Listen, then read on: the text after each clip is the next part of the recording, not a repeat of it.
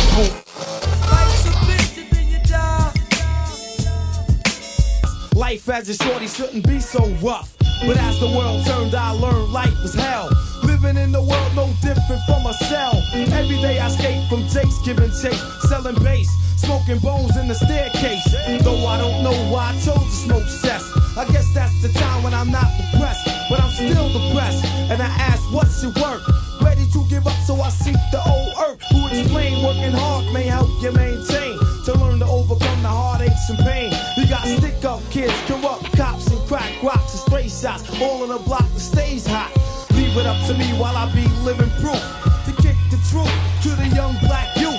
When shorties running wild, smoking cess, drinking beer, and ain't trying to hear what I'm kicking in his ear. Neglected for now, but yo, it got to be accepted. That what? The life is hectic. Cash rules everything around me. Cream, get the money. Dollar, dollar bill, yo.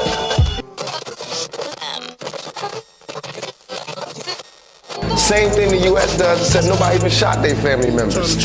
You know, they see somebody bomb a school and all these people get killed, so the United States feel like, ooh, that's messed up, we gotta go show them who's the real killers. This country was built on gangs. You know, I think this country still is run on gangs. Republicans, Democrats, the police department, the FBI, the CIA, those are gangs. You know what I mean? The correctional officers. I had a correctional officer tell me straight up, we the biggest gang in New York State. Straight up. Now I was born as a rebel, making trouble for the devil, taking gangbang shit to a whole nother level. Can you feel me now? Armies in every city, definition of power. Players, all you with me see the war is the prophecy, survival is the strategy. Rest in peace to my comrades. Now, if we do want to live the thug life and the gangster life and all of that, okay, so stop being cowards and let's have a revolution. But we don't want to do that. Dudes just want to live a character. They want to be cartoons. But if they really wanted to do something, they was that tough. All right, let's start our own country. Let's start a revolution. Let's get out of here. Let's do something. Question the system, be the resistance. No matter what color you are, everybody. You can stand by and watch and you can march on with us. Some revolutionaries get old, although I'm told you'll get left full of bullet holes when you tell the people go free. Oi, look, there's a chap, that means council housed and violent. He's got a hoodie on, give him a hug. A second thoughts don't, you don't wanna get mugged. Oh shit, too late, that was kinda dumb. Whose idea was that? Stupid, he's got some fun, ain't we all? Be the joker, play the fool, it's politics, ain't it all? Smoke and mirrors, April Fools, all year round, all in all. Just another brick in the wall. Get away with murder in the schools, use 4 letter swear words cause we cool. Rule drinkers, drug takers, every single one of us funds the herb. Keep on believing what you read in the papers. To a stake is gone with the earth. Thinking our life on the count to a state is from everything you ever read about it or heard. But it's all true, so stay where you're safest. There's no need to step out the bird. Truth is here, we're all disturbed. We cheat and lie, it's so absurd. Feed the fear, that's what we've learned. Fuel the fire, let it burn. We got an eco-friendly government. They preserve our natural habitat. Built an entire Olympic village around where we live about pulling down any flats. Give us free money and we don't pay any tax. NHS healthcare, yes please, many thanks. People get stabbed round here, there's many shanks. Nice knowing someone's got a back when we get attacked. That's America, this Britain. Something similar, some different. In this country, the first enslaved with the working class. What's changed? Worse jobs, worse conditions, most tax. Look where you're living, yet you go to the pub. Friday night, you will fight with a guy. Don't know what for, won't fight with a guy. Shooting a tight who send your kids to die in a war. They don't send the kids to the rich or the politician. It's your kids, the poor British. Let the same to go and die in a foreign land for these wars that you don't understand. Yeah, they say you are British and that lovely patriotism they feed you, but in reality, you have more in common with immigrants than with your leaders. I know both sides of my family, black and white, are fed ghetto mentality, reality in this system. Poor people dirt regardless of shade. But with that said, let's not pretend that everything is the same. When our grandparents... Talking in terms of power, where the power is, who's shaping the condition of our lives, who determines the quality of the air we breathe, the food we eat, the water we drink, the kind of jobs we can have, the images we have to deal with and such. The redistribution of power, the redistribution of power. We want the redistribution of power, we want the redistribution of power. We want the redistribution of power, the redistribution of power until your power is ours. Until your power is ours.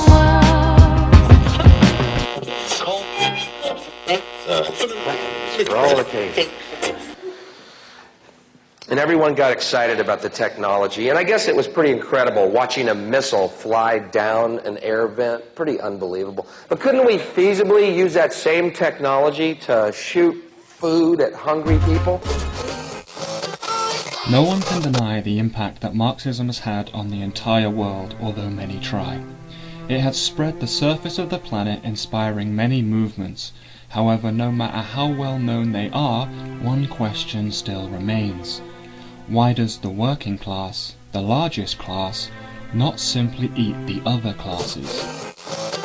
But as a Marxist, I'm concerned about every person. I'm concerned about the people having bombs dropped on them in Yemen, people in Venezuela fighting for living standards that are acceptable, people in China and Japan and Korea, all these places. And for that, we need an ability to globally confront capitalism. And what is capitalism if not highly centralized, highly organized, highly militant, highly funded? You're not going to be able to challenge an organization of that caliber without sadly replicating some of those realities. You're going to have to be militant. You're going to have to be sort of centralized. You're going to have a big organizational movement that has funding and that is international in scope if you're going to take on an enemy that's international in scope.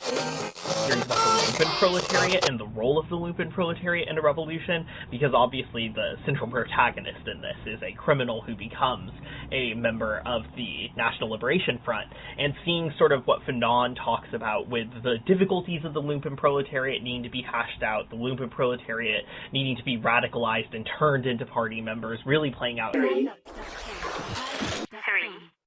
2, 1.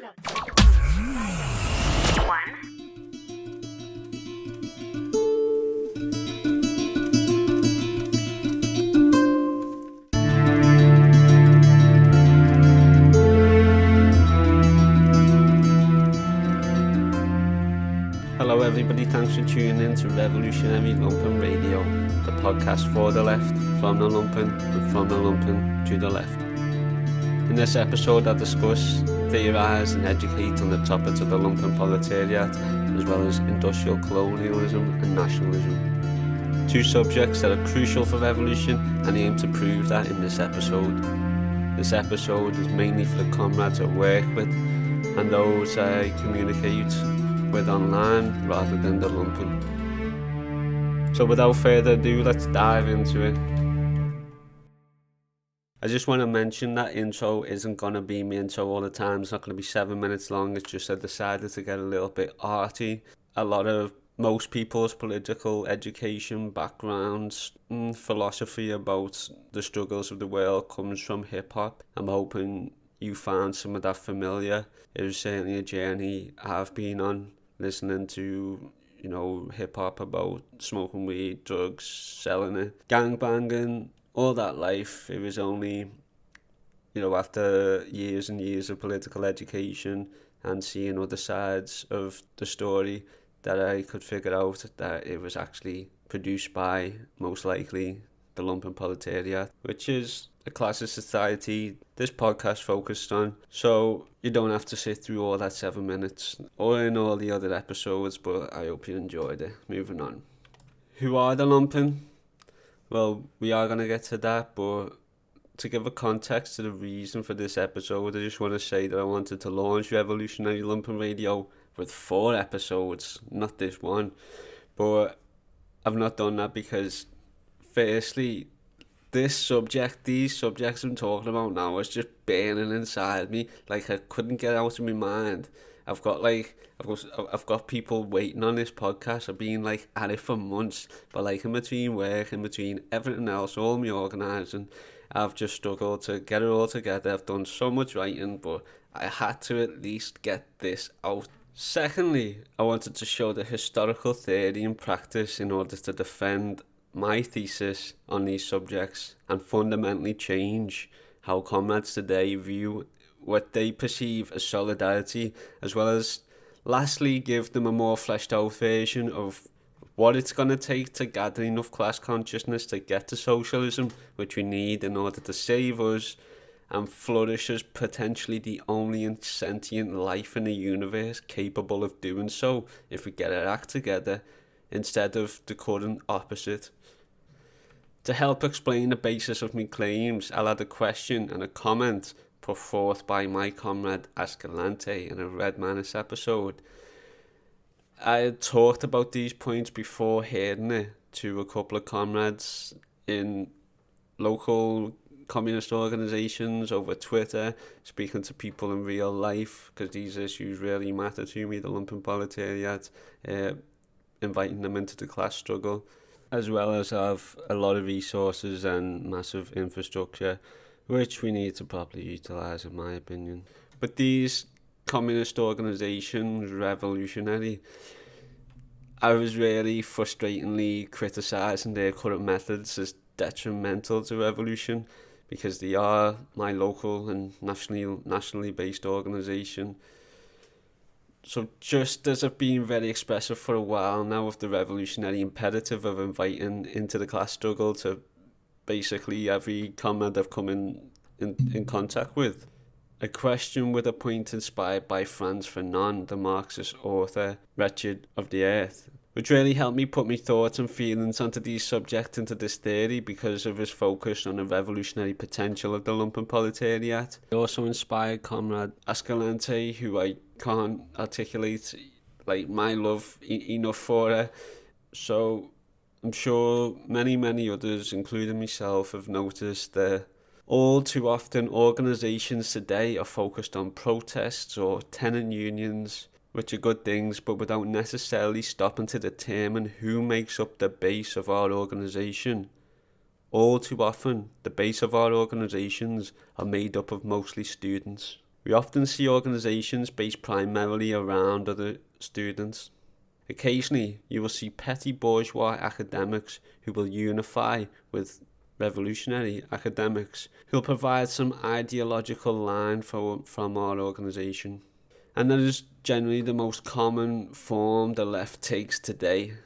It's young, it's mostly highly educated, mostly from a student's subjectivity. So in quotations, how many organisations can say that their cadre actually lives with the most oppressed of the masses and learns from them instead of trying to organise them in the name of some abstract line that the masses have no relation to? End of quote. Well, not many I'd imagine, and I'd have to imagine because I've personally never seen it. I've never seen the lads and scallies and that in a local communist organisation. I just haven't done it. So additionally, Frantz Fanon insists that cadre ought to feel honoured to be assigned to live in the most rural areas and impoverished areas of the nation, because it's by living there that they can educate the masses in political ideology and make sure that the will of the masses is represented in the work of the party. This structure away from the enclave of the national bourgeoisie serves to make sure that the party is accountable not to the would-be industrialists and intellectuals, I should say, of the colony, but those who suffer mostly from repression. So these quotes are a little bit intellectually written, and they may not be easy for everybody to understand because it's coming from intellectual, educated backgrounds, which makes this point in engaging with the lumpen even more valid. Because when I'm listening to all these podcasts and that myself, they're just casually just talking all words I have never even heard before in my life. They are proper intellectual, and I'm just proper uneducated and I'm half stupid, to be honest with you. But to summarise and support, I'll say that I've personally seen a lot of students in organisations, well, mostly students. What this means is not only are they separate from the masses, because they often live in student accommodation, come from educated households themselves, but they, when it comes to actually relating with the masses in a significant way, they fall short in their ability to.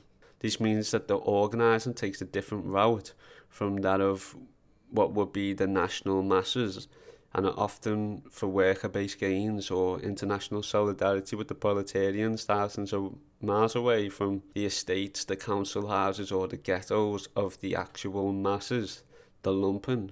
Therefore, their ability to recruit them falls short, and the purpose of revolutionary lumpen radio is to close this gap So organisations consider what they miss out on if their organisations consist mostly of academics and foreign struggles, attempting to tackle racism by supporting victims of imperialism rather than actually educating the colonised masses of their own nation through local solidarity. So I mentioned colonised masses, and yes, I am talking about those of industrialised nations, such as the UK, the US, the EU, and although you might scoff at this, consider Mark Fisher's capitalist realism, where Mark was notable for confronting life's harshest realities head-on. He offered an unflinching analysis of neoliberalism and how it enforced its hegemony by colonising the minds of its subjects. His work on depression epitomised his approach. He took something that had been caricaturised as a modern epidemic and moved it from a medical context to a social one, emphasising that we live in a time when class consciousness and collective politics are at a historical low, and when the promotion of cruelty, selfishness and self-blame have become integral to the maintenance of the established order.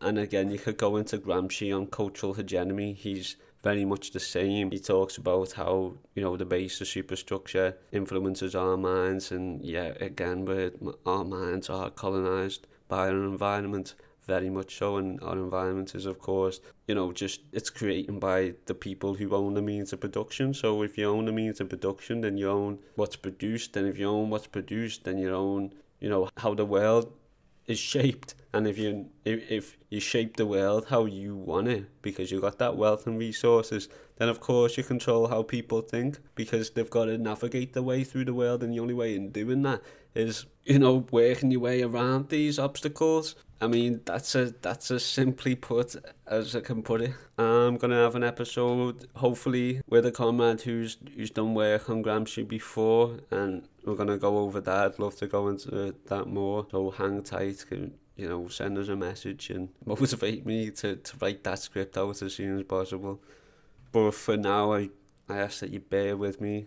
I am certain I'm going to propose my own theory backed by Frantz Fanon's work that he produced as he was dying. I'm going to use that in order to support this claim, and then just how acknowledging this will guide us in a trajectory towards global international solidarity into one nation of communism. But first, let's dive into very briefly what the lumpen is in historical context and the modern context in which you'll find me using it. But I'm only going to do this briefly because the next episode's going to go into the theory of the lumpen in more detail before a book reading on Ed Mead's Lumpen. So, Marx and Engels in the Communist Manifesto proposes, and quote, "Slum workers of the mob.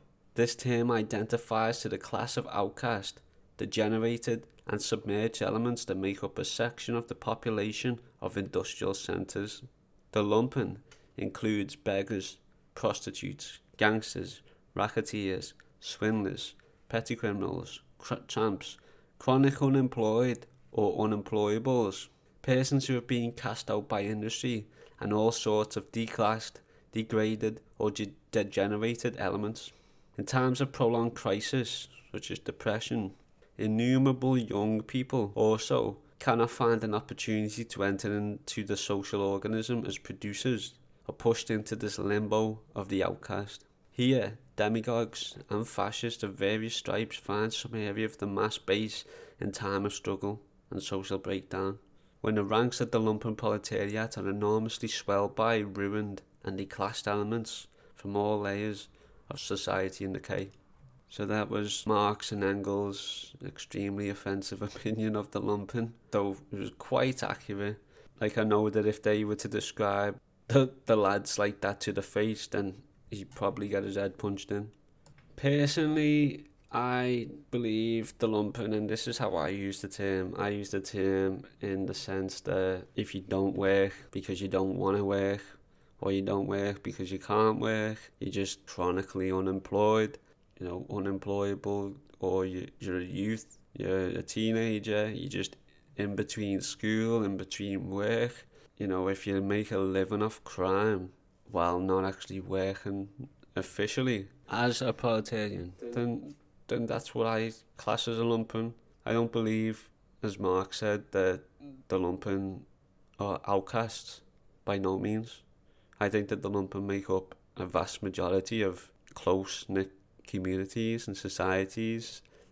The lumpen are very much, in many ways, better off than the workers because they're not isolated. They can spend time around their friends, they can develop close bonds with communities in ways that the isolated worker can't. And of course the workers can't, by design, to make them better workers, make them more submissive wage slaves. But the lumpen are well better off than the worker. That's if you leave out the equation that they're on the wrong side of the law and they live in extremely hostile, aggressive environments. So some people might, out of choice, decide not to work.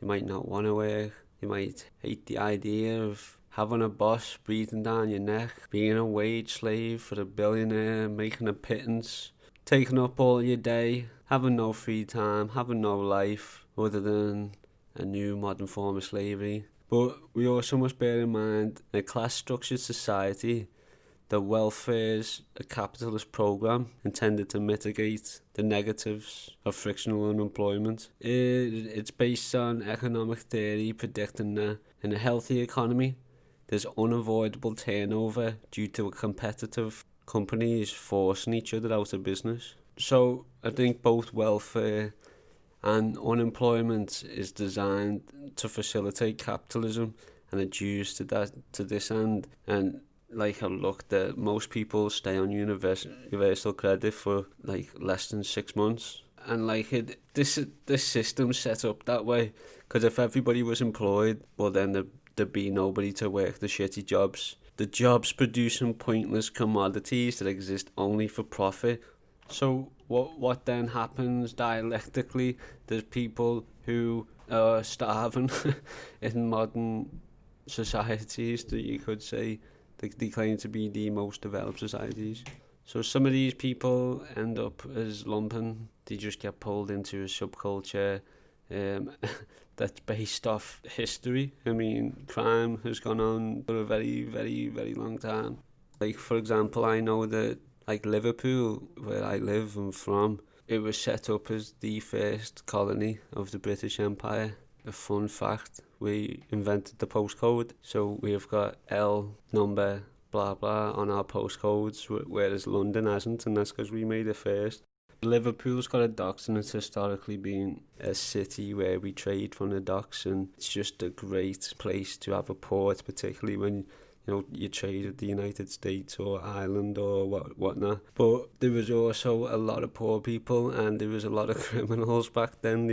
It's like I say, like Scousers, like people from Liverpool, they've got a reputation of being robbers, and this is because even back then on the docks there'd be people who just were just boss at robbing. They were just so good at it, and like they'd get like chisels and they'd chip away at bricks on these docks, and then they go in the docks and then they rob the docks, and then they put the bricks back up, and then they just do it again. So I mean, crime, thieving, drug dealing, there's methods to these that have been going on for so long. So if you're forced to be unemployed or forced into benefits, you're going to be sucked up into this culture, and it is a very professional way to live in many ways, but it forces other people to get high. It takes the wages of workers or other things that damage the potential for tight-knit communities of proletarian solidarity, and this is really just results in a breakdown of society. And I think this is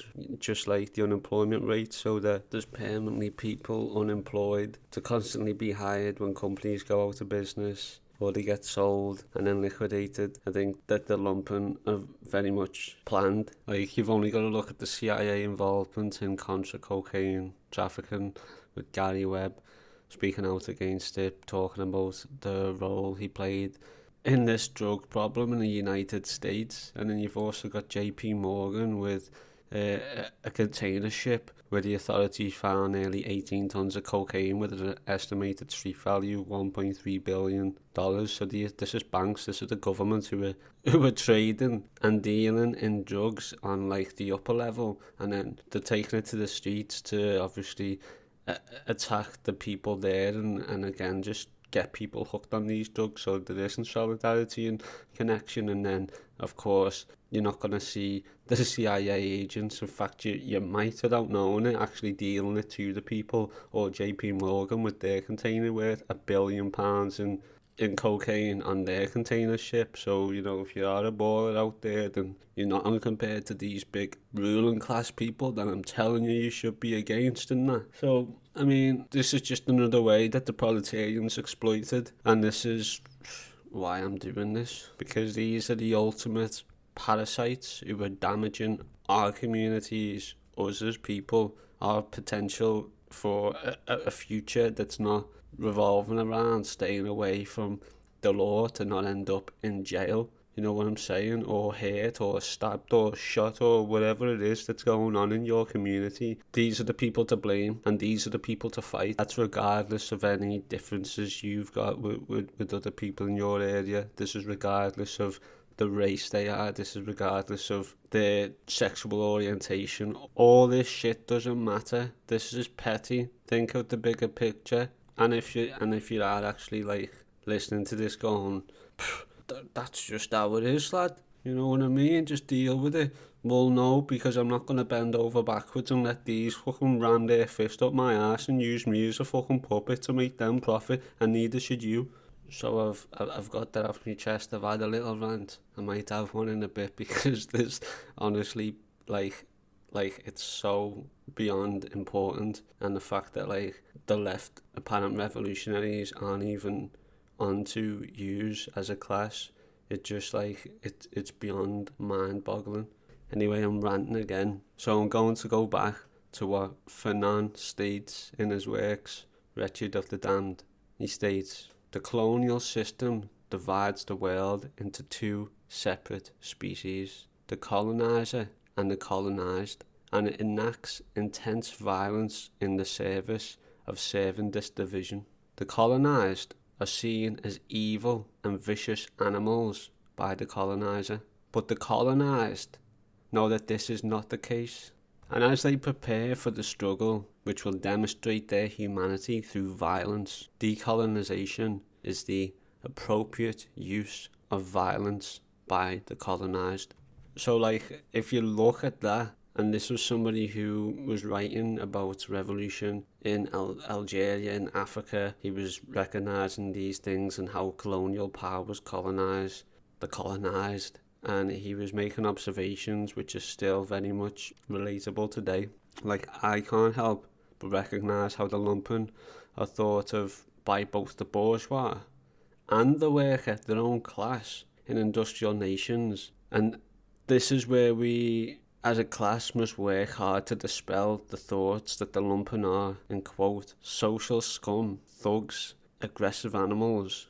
Like, you might have heard in me intro that, you know, we're like, there's all the music in there. They're labelled as chavs, council housed and violent. In Scotland, they say Neds, non-educated delinquents. And in my city, like, there's scallies. So good old scallywags like pirates and that, you know what I'm saying? Defined as childish and mischievous, but are still synonymous with chavs and neds. So, and even the term hoodies is also one that was brandished about, and it's just suggesting that, you know, us people or youth, that people that wear hoods up, it's to hide from CCTV in order to commit crime. And these are terms like brandished casually about by the proletariat, the bourgeois, the mass media. The very derogatory phrases, and a great way to separate them from the rest of society, despite being a product of society, or more specifically, bourgeois colonialists. And you'll see as we go on, the unparalleled similarities of both the lumpen of industrial nations and those of Africa or elsewhere, where Fanon in his text is focusing on. Because we really do, as a class, have more in common with immigrants and foreign people, poor people, than we have with the ruling class. We can't just hop on a plane and go wherever we want. We can't just buy whatever we want whenever we want. We can't just live however we want. We're struggling. We've got to struggle to make ends meet, like all the oppressed people all around the world, no matter what country they're in. So just get it out of your mind that this bourgeois ruling class, that's who we are, and they represent us, and that's our country. No, we're colonised by these same parasites, and you need to see them as parasites. You need to see we are the working class, we are the people, we are the proletarians, we're not the pigs. Like, as Fred Hampson said, we have to make this distinction, and if you make that distinction and you want to do something about it, then you've got to say, I am a revolutionary, and you've got to commit your life to this shit. But in case you don't believe me that Marxism's the answer, and Marxists provide context in describing how this world is, rather than how being told how it is by, these systems that control how you think to further fuck you up the arse with no Vaseline.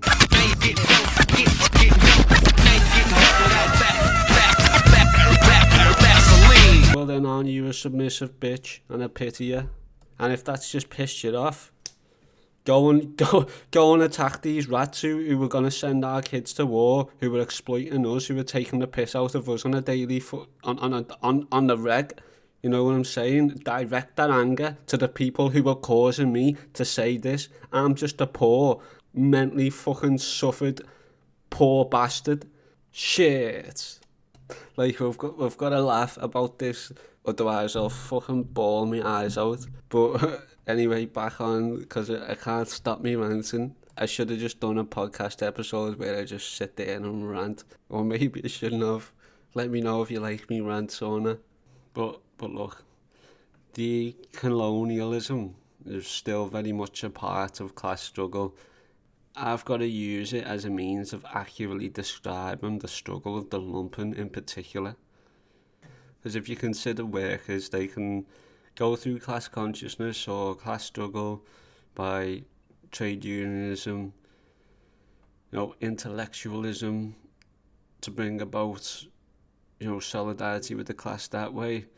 But the lumpen are excluded from, obviously, trade unions, they're excluded from higher education, a chance to go to middle class by the very nature and oppression of the colonisers, the bourgeoisie. So I've been thinking about this for the last year or so. It's an extremely ingenious way of ensuring that the same class within the same national population never have enough class-conscious forces at one time to tackle this colonialism or parasitic capitalism, because they don't recognise the fundamental reasons for the existence and propagation of the lumpen as being that of the first and constant instance of colonialism, which are colonisers. I mean, this is my theory, that the colonisers have practised their methods to colonise people and make them submissive and make them not want to rebel and protest and all that, which the lumpen don't do. You don't see them rebelling, you don't see them protesting. So I think that this is what the colonialists, the ruling class, the bourgeoisie have done and practiced on, this dividing and conquering, using mass media against the people, describing them as scum, social scum, as well as social, economic, political and national deprivation, before taking these methods overseas. Like, after all, to suggest that they went overseas without ever colonising their own population and simply spontaneously knowing how to do it on foreign people is just absolutely madness, and there's no basis for that whatsoever. So people in my land have been colonised since King Edmund Ironside of England took Mercia from the Anglo-Saxons. But we'll go more into this colonialism near the end.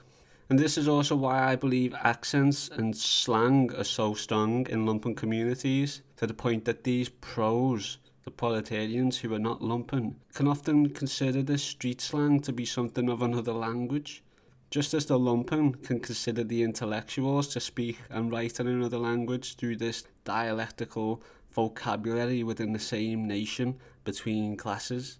They don't understand what each other are saying, but they're in the same class, you know what I'm saying? These people in uni, these people in colleges, if you're listening, you're one of them. You know for a fact you don't sound like me. Even if you are from this city, you're well spoken, as they say it. But if I just was whipping out all this slang and that, or you were like with the lads and that, you're not going to understand what the fuck they're saying. So there's always a language barrier between us, and we're on the same nation. You know what I mean? It's madness, and it's something you need to consider about, because it's definitely a tactic used to divide us. And personally, I've used a lot of Marxist terms or even words with more than a couple of syllables in around Lumpen, and I've been told multiple times, Shibby, you're chatting shit, you're making words up. Those words don't exist. You're just going around making words up, you fucking madman.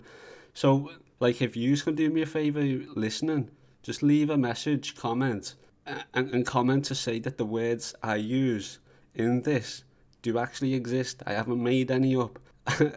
And because that actually goes a long way to show support and solidarity for me, so that I can reiterate this to them, and then they can actually think, oh my god, Shibby's not actually making words up here. That means that the words he used have got actual descriptions, and those actual descriptions describe the reality that we live in today. So maybe I should actually listen to this here.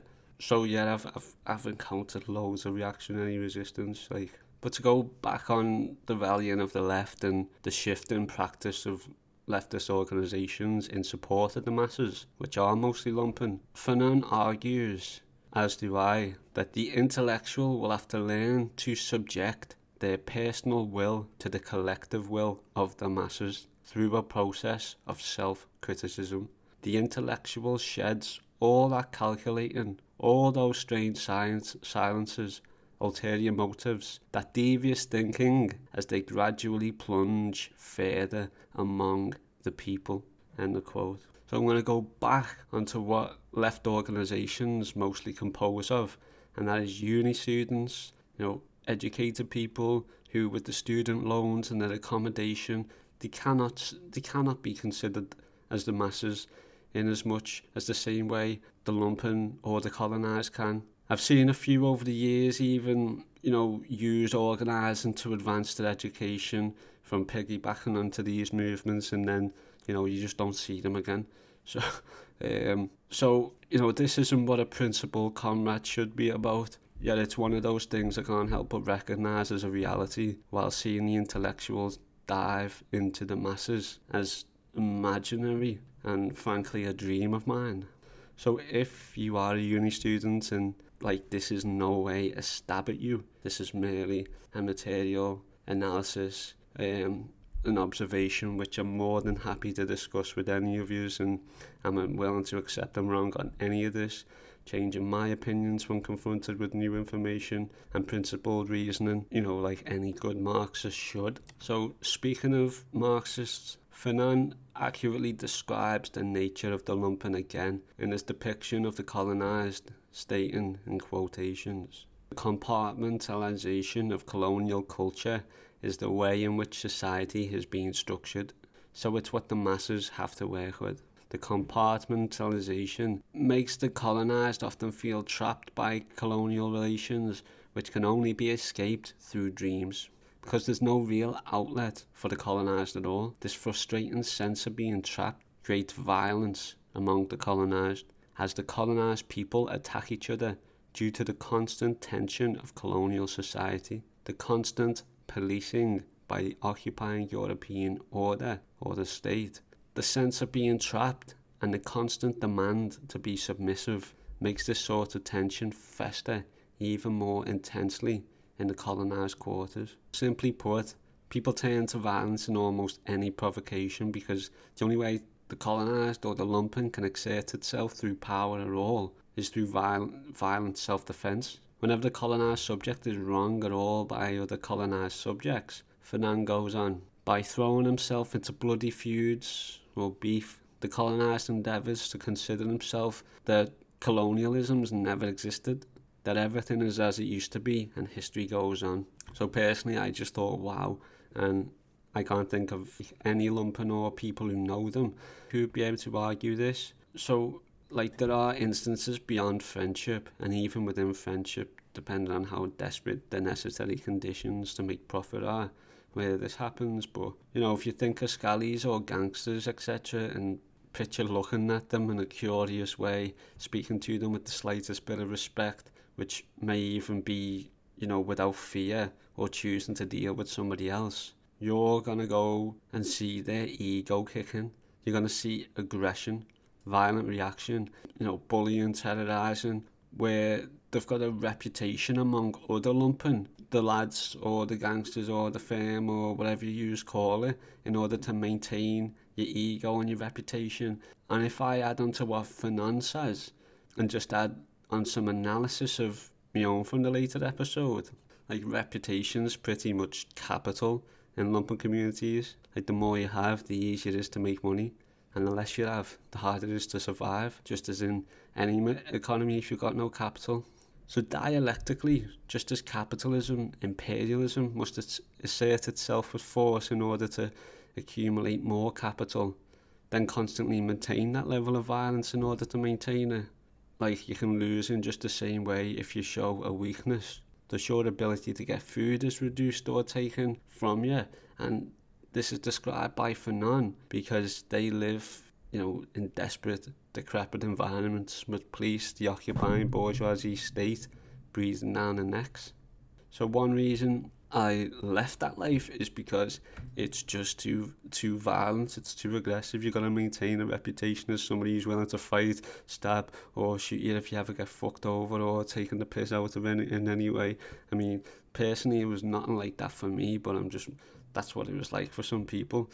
And broadly speaking, I'm obviously not an aggressive person, or I could never assimilate myself into that life because of my class consciousness. And generally travelling and seeing a world beyond that of the lumpen life. Like when I was younger, I was free running and I got to travel and meet lads from all over the country, even people from all over the world. And so I was culturally, I had my horizons broadened culturally, and I just knew that there was more to the world than that. So I was really inspired because I got to meet great people throughout my life, genuinely amazing people. And you don't see too many of them in the streets. You just see other colonised people in desperate conditions, or people with so much potential, but they're worried that if they speak up and start speaking about what I'm speaking about, they're going to get bullied by the same people who they need to work with in order to make their living. You know what I'm saying? And that's probably what it's like everywhere. I don't doubt it. But that's why the revolutionary is the bravest kind of people in the world. Solidarity to all my comrades out there. Keep fighting a good fight. Rest in power for those who've tried to get power back to the people to end this violent exploitation and have chosen to die for causes beyond drugs and reputation in the fucking streets. And if you still don't think Fanon describing colonised people and, just giving a class analysis, dialectical analysis of the world is accurate to the life of the lumpen, I'm just going to throw this on you and there's no way you can deny it. So just to add on to my previous Fanon extract, which Comrade Escalante, who I just love, further shows the literal symmetry between the analysis of colonised people with my comparison of the lumpen or my analysis. Goes, quote, Fanon argued that the ritual dance and possession rituals which we see within African spirituality can be best understood as an expression of this exhaustion of the colonial adaptivity. He also notes that the liberation struggle picks up. These rituals begin to fade to the background as the colonised is forced to face immediate needs like feeding the poor or surviving intense violent oppression from the colonial forces. This is just so accurate. Even if you go on Google and search poor people dancing or something similar, you'll find that even today dancing's typically for the poor. It's not something the wealthy do. And if you do see the wealthy dancing, like that video of Hillary Clinton decades ago, which is bare cringe, you see they just can't dance. And even if they do, it's structured dance and you can't actually get it wrong, like fucking waltzing and all that ballroom dancing shit. The poor colonised people of the bourgeois nations, however, have the night lives over the weekend in dance clubs, and particularly the lumpen have a very high level of interest in dance music, house music and dance culture. We can all dance pretty good too, you know what I'm saying? I love to dance myself and I'm a part of that. So they'll often see music is the answer to your problems. Keep on moving, then you can solve them. Is one of the many beliefs within these most oppressed communities of people. So it forces them to go out and listen to as a form of escapism from the horrible fucking conditions that they're forced to survive under. It's within this nightlife that the lumpen community is the most strongest, because like you need all the boys and that to throw in, because it's really not fucking cheap. Because like often the only way to get the most out of it is by spending a lot of money, which they do. So they're not forced to mingle with the workers on the dance floor, and they can instead take the status and the class above the working class by paying for like booths, tables, bottles. You know, if you ever seen like The Only Way is Exits and that, then that's how they do it. You know what I'm saying? You can't do that if you're a worker, because you're poor as shit. You've got bills to pay. Most of your wages go to your fucking rent. But obviously it's different for the lumpen. So like it's no secret how this is funded, but the biggest problem, or one of the few problems with it, is that to protect the lumpen capital or physical capital from other lumpen, there's like an arms race with knives in club culture. And honestly, I have actually dreamed that like if anything comes from this podcast, is that it spreads class conscious enough to the right people. So like, I mean, I'm thinking of London mostly, so that like even if the lads around the world aren't gonna be brave enough to take up arms in the glorious revolution against the colonisers, or come out and organise with us, stand up for climate change, stand up for aggression, stand up for all of this shit us activists do, then at least they'll be less inclined to stab members of their own fucking class who were just forced into these conditions that, again, the bourgeois and capitalists and the ruling class, all synonymous words by the way, that they, force people into this senseless violence, which is what it is. Going back to the podcast, the more Wretched of the Earth I read, the more I can't help but see my topic of focus as a Marxist, the lumpen proletariat, be described here by Fanon's historical material analysis of oppressor nations. It's a little bit out of context, but remember this as I talk about the colonised masses, and how those even of nations like the UK and the US can still be, by Fanon's works, still very much colonised, and how the bourgeois was content with their prestige works. Quote, "Since the bourgeois has not the economic means to ensure its domination and to throw a few crumbs to the rest of the country, since, moreover, it is preoccupied with filling its pockets as rapidly as possible, but also as prosaically, what the heck is that, as possible, the country sinks all the more deeply into stagnation. And in order to hide this stagnation and to mark this regression, to reassure itself and give itself something to boast about, the bourgeoisie can find nothing better to do than to erect grand buildings, in other words, because again, this is another word I can't fucking explain, goddamn, buildings in the capital, and to lay out money on which they call prestige expenses, expressing its mediocrity in its profits, its achievements. And then, even though it tries to hide this mediocrity by buildings which have prestige value at the individual level, by chromium plating and big American cars, by holidays and weekends in neon lit nightclubs. That's Fanon talking, not me. So personally, I'd like to add on sports stadiums, reality TV shows, any of these things that can be used to pacify the proletariat and distract them into thinking that these products of the bourgeoisie exploitation are a source of national pride. You see it all the time. They build all these things. We all think that our country is great because of what they've built, but you know what I mean, it's literally just to pacify us. And also what he talks about at the top of that paragraph, where he says that since the bourgeoisie has not the economic means to ensure its domination and throw a few crumbs to the rest of the country, since moreover it's preoccupied with its fillings of its pockets, it's basically saying, it's gonna spend enough on police to oppressors and attack the poor, but it's not going to do much more than that. It's just going to build a few things that's going to distract us. And I'd even go so far as to say that COD video games, all this shit is the exact same thing. And you know what, to take that even further, I'm going to say Instagram. I'm going to say, starting from Geordie Shore way back when, and then, you know, now you've got Love Island and all that, and you've got everybody going mad with their egos on Insta and Facey and all that. This is just, again, things they've created that nobody's asked for, and everybody's just so preoccupied with them, these prestige works, as Fanon puts it, that nobody looks up to see what, you know, who's oppressing us. But Fanon, my comrade, my G, he also states his own explanation of the lumpen, as he says, quote, "The westernized elements feeling toward the peasant masses recall those found among the proletariat masses of industrial nations. In the industrialized countries, the peasant masses are generally the least politically conscious, the least organized, as well as the most anarchistic.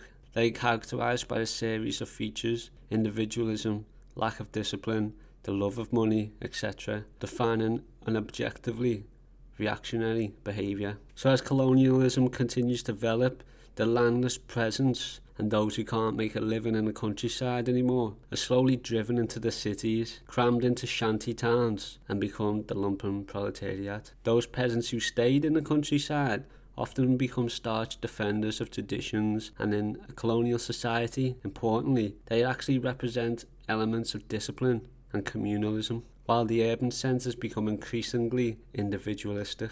Okay, so I mean, you can see things, I mean, that's how he describes the creation of the lumpen proletariat in those instances of countryside and moving into the city and then becoming increasingly individualistic. So if you look at the UK, you can see that the countryside are by no means full of peasants, like they were for a lot of history, but that's like feudalistic times, I guess. But instead, now the countryside consists mostly of middle working class people. Lumpen do exist in the countryside, but they are, as Fanon says, and quote, "In this way, the colonial structure benefits, while the divide between the bourgeois urban elite and the rural peasant masses only grow." When the urban elements do go to the country area, it's always with the authority of the urban powers at their backs, and it usually only causes more resentment and division. They do not go into these areas to teach, to educate, to unify or cooperate,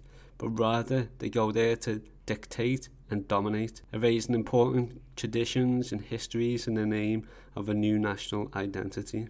But the colonial powers and the entire colonial structure continues to benefit from this divide. And like, just think about that seriously for a moment. Like, go back and rewind that, because that's some truth right there. So Fanon breaks off from the material context that can be applied in the UK or other developed nations, because I believe this part, like most, if not all, of Wretched of the land, can be applied to that of the colonizer and colonized nations even today. I believe what we can take away from this is the fact that peasants did have to leave the countryside and rural farm life, living to sustain themselves as cities grew, and they were forced into those cities, you know, from being poor, thus forcing them into the life of the lumpen.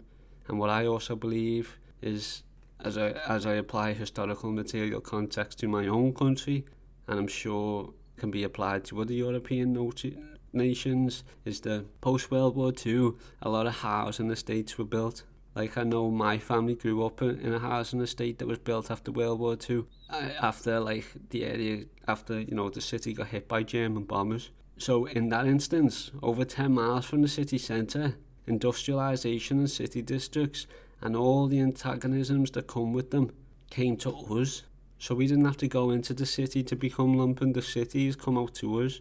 Also, when the lumpen of the council estates and communities of lumpen do go into the countryside, as Fanon said, it's to dictate and dominate. Not like as kings, you know, telling people, "You're my squire, do this." It's often in the case of going or being sent out of the way, you know, to sell and distribute drugs, to get people hooked, to start some kind of illegal activity, to form gangs and exploit these people who are unfamiliar with the tactics and unable to combat this kind of attack to the previous existence, causing the social communal division that again Fanon accurately describes in quote, "The colonial powers and the entire colonial structure continues to benefit from this divide." And of course it does, because everybody's too high or too desperate to gain class consciousness to turn on the state with revolutionary intent.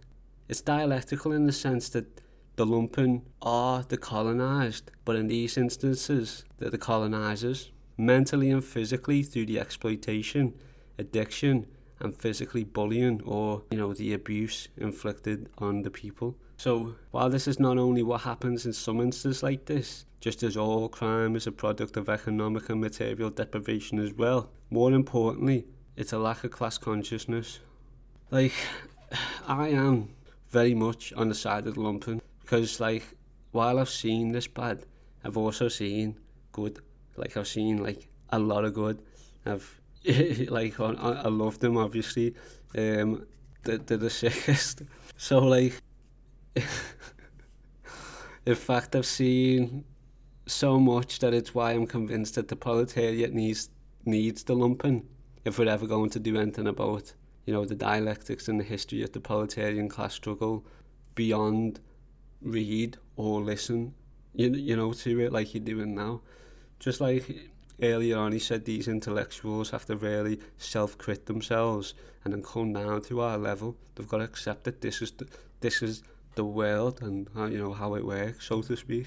The alternative to not do this, as a united left making a direct effort to focus our attention on the radicalisation of the lumpen, well, it's quote, "At this point, the colonial forces add another weapon to their arsenal, psychological warfare," as if they don't do that enough already, with Fanon warning of the co-opting of the lumpen proletariat by the force of the colonialism, while pointing out that always wanting to revolt, which I personally disagree with, can and will be bought off by the colonial powers. If a national liberation movement does not pay attention to them, and importantly their political education, and that come from Comrade O'Shea, shout out, big love. It's beyond common sense how important education is for revolution. This is why any good revolutionary stresses its importance, as I'm doing now. Perhaps to long-time comrades who have never even heard of the lumpen before, as I know quite well, a lot of people, when I've mentioned the lumpen, have never even fucking heard of them. But I digress. Fanon mentioned, quote, "They can and will be bought off by the colonial powers if the national liberation movement does not pay attention to them, and importantly, their political education."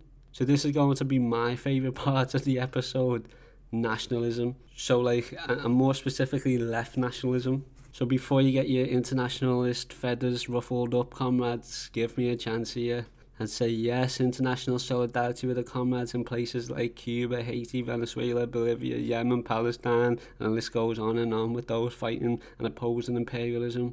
But let's just take a minute to do a little analysis and look at the facts here. Generally, the lumpen don't give a shit about them.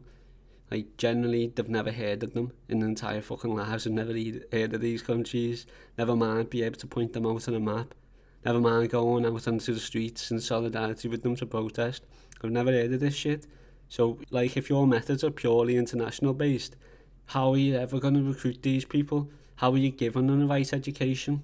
So, quote, "It's essential for any revolutionary movement to educate these elements politically. Lacking formal political education, these elements can and do become increasingly individualistic, short-sighted, and even reactionary. In fact, I've seen all of this multiple times, and to those who have been reactionary, it's no bullshit. Just look at the Marxist tradition. It's literally history written by the people from the people's point of view, using science to determine how this world works through study, analysis, evidence. It's literally the study of reality. So you can't turn your back on this Marxism. You can't oppose it without being a reactionary, and if you're doing that, then you may as well be bourgeoisie, but you may as well not be bourgeoisie because you're poor as shit, and if you don't stop doing what you gotta do, you're gonna be poor and die. But if you carry it on, you're probably gonna end up in jail. So that's why I'm doing this, just to give you a little bit of support here, because We are the proletarians. We have to look after each other, and you know what I'm saying. You're cared for. You got a comrade here. But yet the whole reason is to break away from capitalism, to leave this colonialism, to educate ourselves, to just let this reactionary fucking nature, this racism, this homophobia, whatever bullshit you're doing to keep us as people separated, just stop. Because like, your behaviours now are completely predictable, in the same way that if you've got a hamster in a cage, you know for a fact he's going to run about a bit. You know he's going to run on the wheel. You know he's going to have a little nibble at his water bottle and then drink some water. You know he's going to have a little scran, and you know he's probably going to go on his wheel again. You know what I'm saying? Because what else can he do? Can he sit down and read a book? Can he go and fly a plane? Can he do all these things that, like, that hamster might actually want to do? Can he run through all these 6 tubes all day? No, because he's in a cage, and this is his material reality. He's bound by that. You know, as a person, as an outsider, that's all he can do, because that's his material reality. It's the same with the bourgeoisie and us and our estates.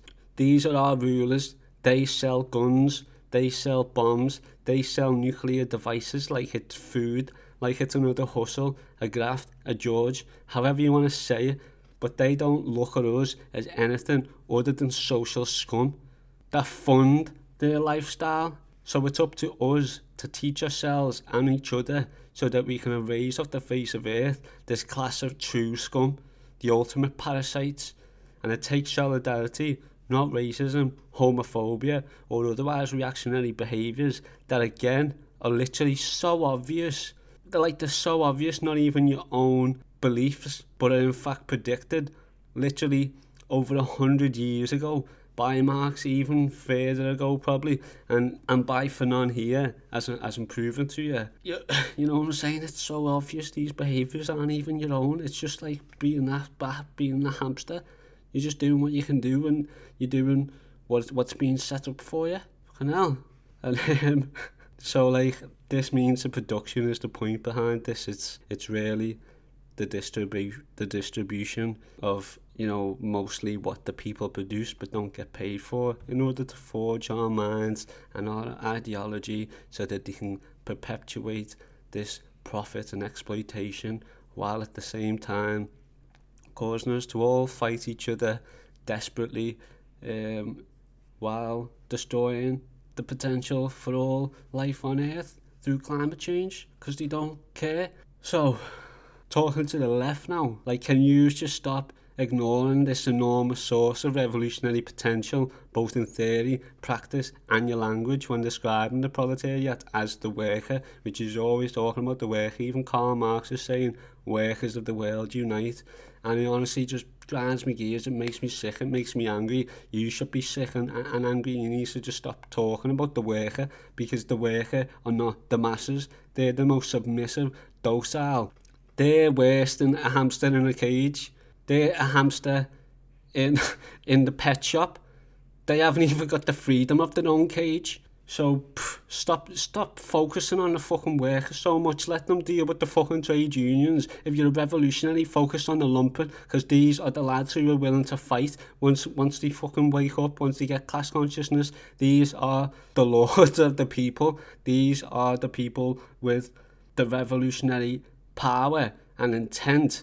I'm convinced once we educate, once we support them, where they're going to bring out all the blades, not to attack each other, when they're going to bring out all the straps, not to attack each other, but to attack this system that's oppressing us all. You workers are not going to do that, ever. That's why you have to be talking about the lumpen. You just have to focus on them, and you need to get on your hands and your knees, and you need to start fucking begging them to help out. You need to start seriously thinking about it. I can't be the only one doing this, but I've never ever seen anybody else have ever seriously focused on this and speak directly to them, to the masses. Shout out to Rev Left Radio, my comrade Escalante from Red Manus. Yous are very much like, you know, you knew for a fact once I started speaking to you initially. These were like some of our first conversations. I'm like reaching out to yous with your enormous fucking platforms and that's heard all over the fucking world by like hundreds of thousands of people and that.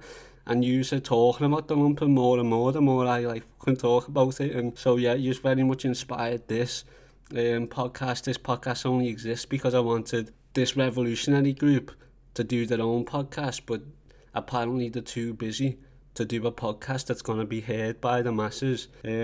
So I decided to start a podcast, and like I was always gonna, like, if it picked up, I was gonna just give the podcast to them with like a little base support, and because I wanted to support them. But then like I started focusing on the lumpen and learning the theory behind it and whatnot, and so it hit me one day, like, Ed needs lumpen. That's where I can start, and then from there I just kept building up on, you know, historical analysis of the lumpen. So this is where I'm at now, as well as telling people, the organisers and activists who are seeing real life about the lumpen. But obviously I need this to actually give them actually theoretical basis, and it's something we need to do. We need to create a new theory talking about them. So there's a rant, but I'm not even going to apologise for that rant. That's needed. That's what this is about. That's what Revolutionary Lumpen Radio is about. Every single episode's gonna be focused on the lumpen, going from different historical, you know, instances. We're gonna talk about the role they play. This one's more about the role they could play. This one's to you, the left community. This one's to use to give you a kick up the arse to see if you want a revolution. Start doing the thing to work towards it. Yous have been trying with the workers for goddamn too long. It's going nowhere. Reach out to the masses. So, back onto the importance of minds are going to be blown here. Left-wing nationalism. So consider if at your next door, your next event, your next protest, you flew the English flag of St. George or your city sigil rather than a Cuban or Palestine flag. Like, I'm pretty much positive that you're going to get more traffic and interest over to your store, over to your protest and whatnot.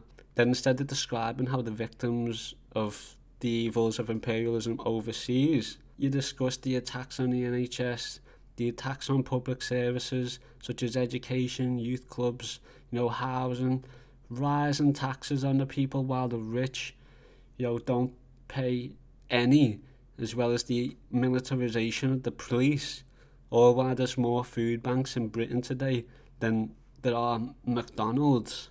Well, this is directly the opposite of trying to organise them. Again, if we go back to near the start of the episode, this is directly the opposite of trying to organise them in the name of some abstract line that the masses have no relation to. It's hitting home. It's visually playing on the nationalism that the bourgeois have implanted into the minds of the masses, while bringing out the relatable conditions that they have in relation to the workers, and still raising class consciousness. Like, before I lose your interest, let me just bring this back to how this is not only essential for bringing in the masses, rather than trying to recruit them for causes which they've never even heard of, in countries that they've never even heard of, you know, for words they've never even heard of. Well, we can bring them in and educate them on class consciousness through the national consciousness that they already have. Then working on educating them to show how their concerns of the nation are directly caused by capitalism, colonialism, which of course has no borders. So flying the St. George's flag, flying your own flag of your nation, is solidarity. Imperialist countries have gone through countless severe attempts to dehumanise people, from the enslavement of black people through ideology, race ideas or religion. But again, if we look at this through a colonialist, coloniser lens, using Mark Fisher's idea of mental colonialism, to the point where capitalism is even in our very dreams, well, we can see that in many ways the lumpen are again dehumanised. This is what we talk about by the coloniser. I'm not just using Fanon's terms, which accurately describe how the masses are colonised, but I'm also using Mark Fisher's, which is very recent. I think it's like 2008 or 2010 or something. Rest in peace to Mark Fisher. He read that book, which is so astute, so well written, so accurate, and he fucking killed himself. Rest in peace. So look at the complete and utter lack of solidarity with the lumpen. who are dehumanised from the workers and the left generally. I mean, you might be left-wing, you might still be thinking, oh, these are just violent thugs and that. Get that out of your fucking mind. So, like, again, besides me comrades at Red Menace podcast and Revolutionary Left Radio, you have to go and thank and support if you enjoyed this, because I'm not only doing this inspired what they've shown and helped educate me with to be very effective ways of informational socialism, which I'd love to have an episode about in the future too. Like, these are important. This talks, this bringing together all these podcasts and speaking on other podcasts and using everybody's base to spread these important, vital messages and historical materialism, so that we can all be brought on the same ideological, educated level. So the lumpen are brandished, as I said, over mass media as social scum, like scum of the earth, parasites, the ultimate dialect of capitalism. I mean, if you look at the way Marx puts them, like, he pretty much hates them, and in the next episode, when I go more into, I'm going to go into how Engels really fucking hated them. I don't want to spoil it, but yeah. And these are communists. So lumpen can be any shade of colour under the sun. And I'm not saying the white lumpen have it in any remote way, worse than the rest. But I'm saying that they are, white or not, destined for imprisonment for the most cases, because poverty is, in almost all instances, it's pretty much either economic death sentence, mental torture, or an invitation to suicide. Or yeah, it talks about the conditions that you're going to be violent to your own class, which is like just a vicious cycle. And if the prison abolition movement has taught us anything, it's that prison is a form of slavery, primitive modern adaptation with little justification for this method of historically housing slaves in cages. That's where they come from. Like, I just can't have all the lumpen go to jail because you comrades can't actually reach out to the masses because you're always in uni, or you're just too intimidated to go and speak to these people who are often more honest and open than any of yous. Like, I can accept it for myself as a revolutionary, but, like, for fuck's sake, can we please focus on preventing our own class of people from being in cages? People at the left, supposed revolutionaries, fly a St. George's flag and do your campaigns on staying out of prison with class consciousness. Organise locally with food banks in these estates. Organise locally there with food banks and that, and show the boys that we can do more than be individualistic without shame, while gaining pride in oneself, which is what I intend to do with my comrade locally. And hopefully very soon you're going to see pictures of that on my Twitter and whatnot, as well as I'll talk about the effects of that and the people I engage with and local organising, which we all have to do, build locally. And this is another thing with these educationals, they're always got meet up in town, which is great. We do these things in town and organise there, but we're not even talking to the masses there. We need to be organising locally and base building. What's more is that the flag of England, rather than the United Kingdom, really goes a long way in anti-imperialism, because it's very much in solidarity with the people of Ireland. Power to them, and up the IRA, as well as the Scottish and Welsh liberation. It means the dissolution of the Union. And anything that takes power away from the Crown is literally essential for socialism anywhere in the world. We want to dissolve the Union. We want to give Ireland back to the people, the Republic. We want Scotland to be free of the tentacles of imperialism. So while later on we can talk about internationalism with these organising and the people we've recruited, or leave other orgs at that, there's still the topics of the dissolution of the Union, as well as the austerity at home to talk about. Let's make England great again, before some fascists come along saying, make Great Britain great again, which is essentially already being done, because that's what Brexit was. We need nationalist left-wing organisations, because as Frantz Fanon stated, which, he'd done a chapter on national consciousness, It's essential to defeat colonialism in every single nation. And until you come up with a theory to tell me otherwise, we should all be behind him, because it's worked. It's only when the proletariat have been defeated, the colonialist, the colonist, that is capitalism, liberalism, that we can set up socialism. So imagine everybody around the world uses this national struggle, this national consciousness to push the bourgeoisie out and recognise that they're just building things to placate us and make us look the other way. We get England back. All the people of Africa get their old flags back. Australia, I don't know what you can do about that, because I don't know. Well, again, they was the Aborigines, so we need to, have a flag for them. Go back to the United States. That flag needs to be dissolved. Have a star taken off one day at a time, and then. So if you imagine that, then what? Then what happens is when we all have a national sovereignty that represents the people back, that's since been a product of bourgeois representation and colonialism rather than representation of the people, well, quite simply, the old is dying and a new world struggles to be born.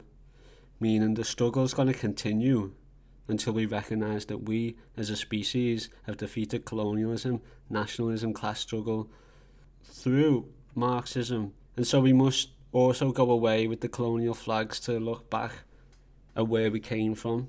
Before that, I mentioned that, this area is part of Mercia, the Anglo-Saxons, Saxons, all this shit, but we can even go further back than that, and it's going to take us to the continent of Africa. And with that being said, we are all of one land, we are all of one earth, and we will do what we must to return to this national state of communalism, which is very much a part of a human nature. I mean, if you consider capitalism, it's the opposite. It's not communalism. It's people separated into different segments. It's families going from big communal, extended families to the nuclear family. We don't really talk to our nans or granddads, all grandparents and all that. They go to old people homes, and we're just proper individualistic, and we don't even look after them anymore. And that's so we can go to work for 8 hours a day and just be exploited heavily. So we go back to Africa, we go back to our state of communalism, which is natural. We look after each other again. I mean, we want to do that now, even before kicking the bourgeois ideology from our borders, our islands and our territories that speak our language and share cultural, traditional values and history that makes the national struggle one.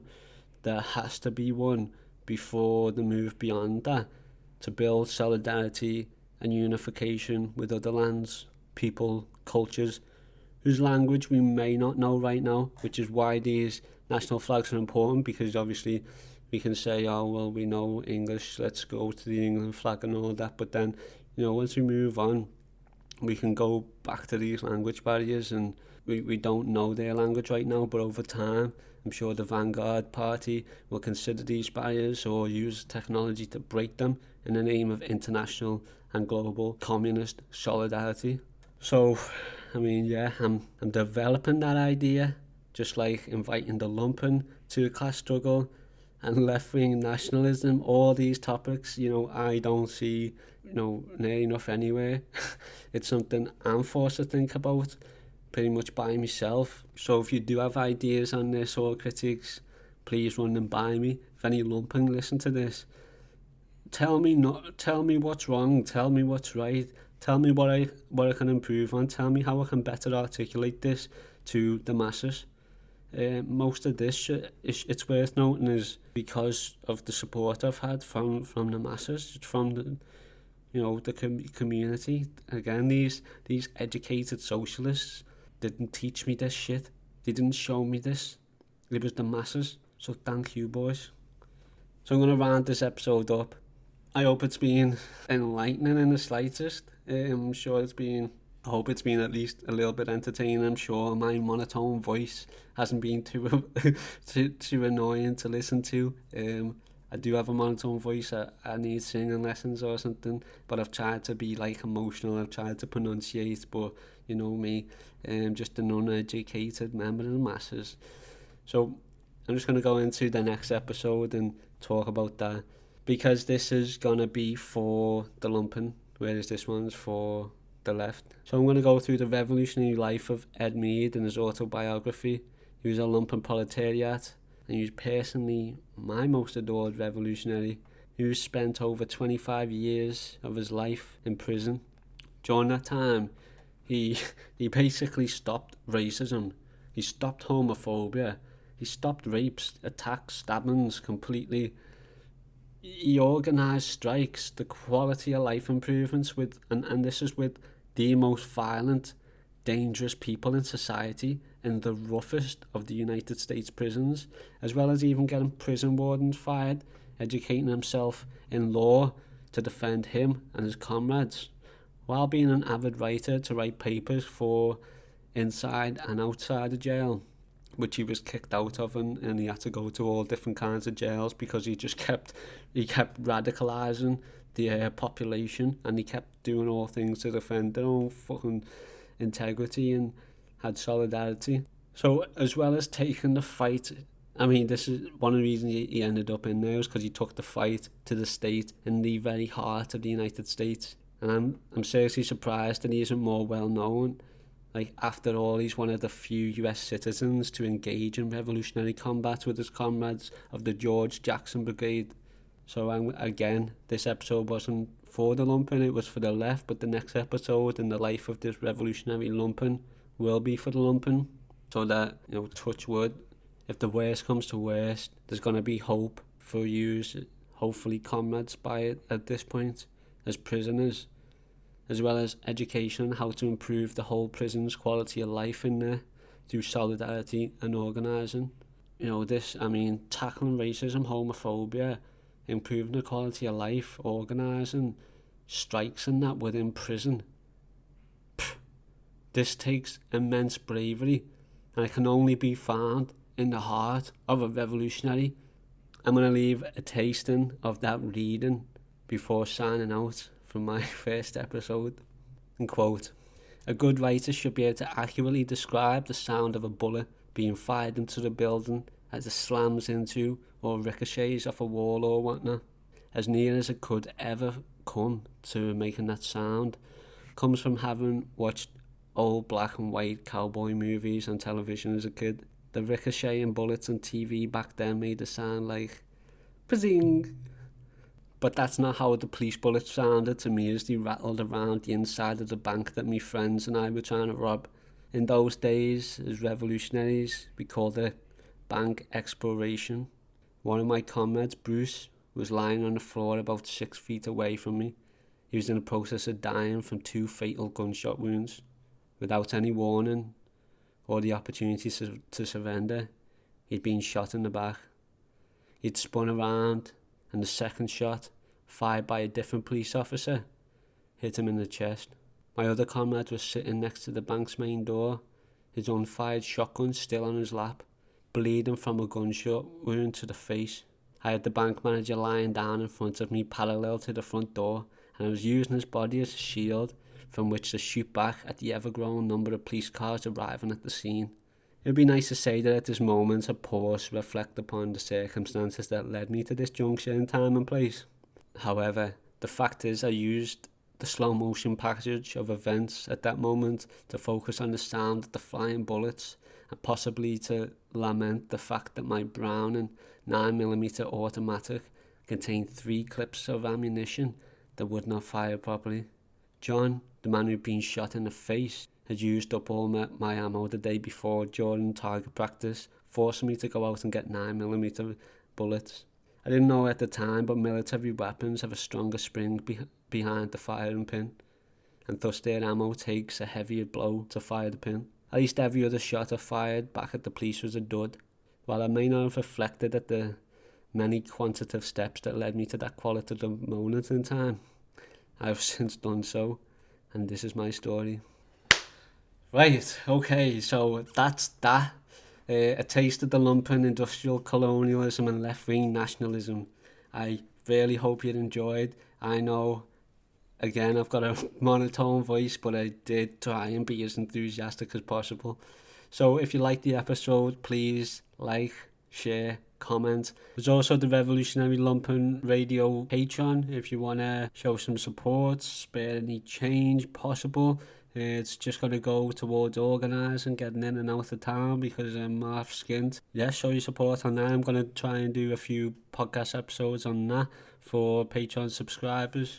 Let me know what you think, because like I'm serious right now. We're in a real world. Like, dialectics is going on, and if you really support this, you know, you say nice, I like it, and all that. And again, if you mention the fact that I'm not making words up and I'm not chatting shit, I can fucking show this to anybody that says it. You know I am. So it goes a long way. I'm gonna sign off there. This is Chevy Revolutionary Lumpen Radio. Solidarity. When you're dressing up, still it's not enough. Who you trying to impress, man? Needy for some love. Try to be someone. Try to be someone. You're caught up in the past. Show you living fast. You're talking, but ain't walking. I can't help but laugh. Try to be someone. Try to be someone. Money and the cars don't make you a star, but all you got is talking. You're looking kinda lost. Try to be someone. Try to be someone.